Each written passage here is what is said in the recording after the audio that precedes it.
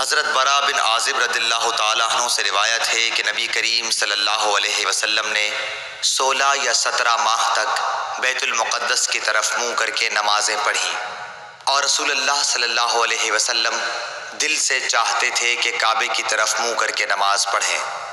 آخر اللہ تعالیٰ نے یہ آیت نازل فرمائی، ہم آپ کا آسمان کی طرف بار بار چہرہ اٹھانا دیکھتے ہیں۔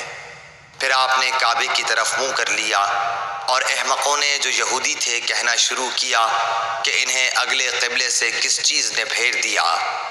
آپ فرما دیجئے کہ اللہ ہی کی ملکیت ہے مشرق اور مغرب، اللہ جس کو چاہتا ہے سیدھے راستے کی ہدایت کر دیتا ہے۔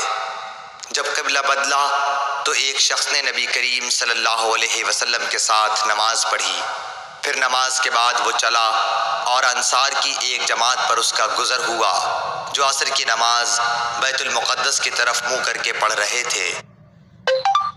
اس شخص نے کہا کہ میں گواہی دیتا ہوں کہ میں نے نبی کریم صلی اللہ علیہ وسلم کے ساتھ وہ نماز پڑھی ہے جس میں آپ نے موجودہ قبلہ کعبے کی طرف منہ کر کے نماز پڑھی ہے۔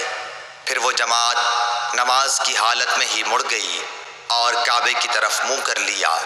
صحیح بخاری حدیث نمبر 399۔